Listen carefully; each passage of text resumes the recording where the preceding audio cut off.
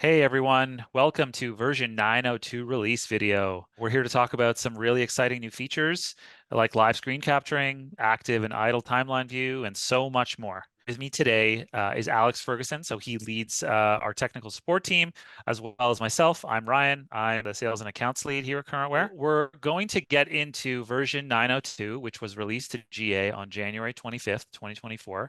Some really exciting new features in this release. We'll go over some of them in detail here, and then we'll get a quick demo from Alex to kind of show you some of these features in more detail. So right off the top, we're really excited to bring on-demand screenshots and live screen monitoring to you.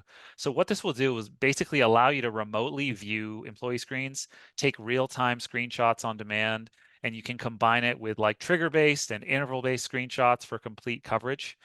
Really exciting way to get a better full picture of what's happening. We also have a really exciting new feature that's allowing you to view a timeline of active versus idle time. So a really nice, beautiful chart that's showing you immediate insights into user activity patterns with an at-a-glance overview of when they're actively using their computers. Really, really excited to bring this to you. Next, we'll go over a logon session dashboard so we can readily see how users are logging in and logging off and the times that correspond to their active and idle time from a convenient dashboard location.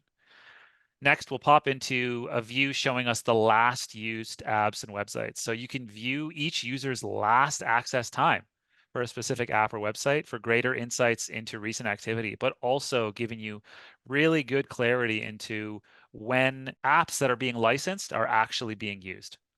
The last one we'll jump into will be a data loss prevention upgrade that we're really excited about. So you'll get alerts when users download, upload, or transfer files with high-risk keywords in the file name.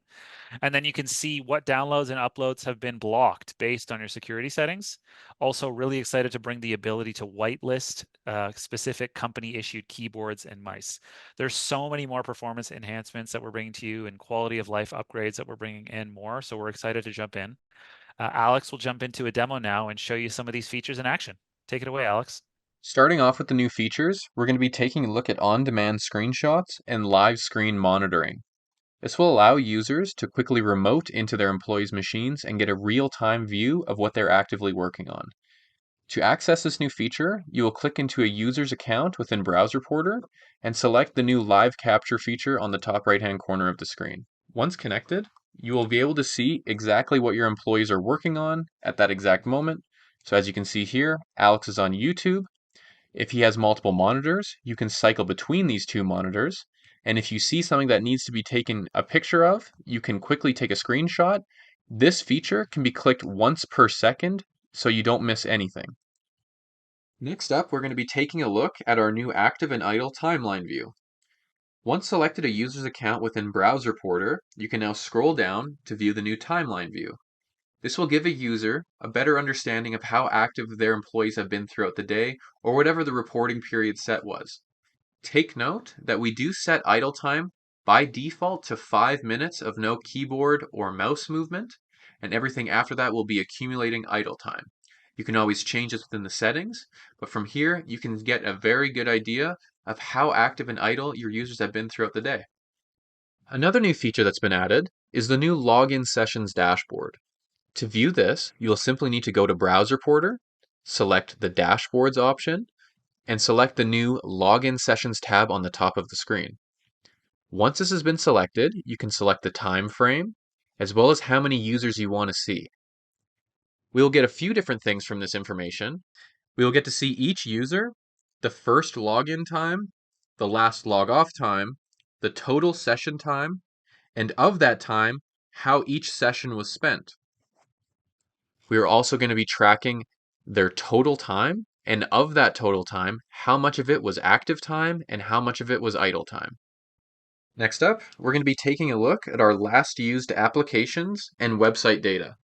To do this, we will either go to Websites or Applications, scroll down until you see which website or application you want to select. In this case, we'll just simply go with YouTube.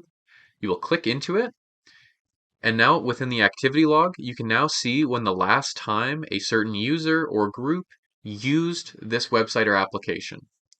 This can be very useful for applications if you're trying to gauge license counts when it comes to renewal time, and you can truly see if this application is being used within your organization.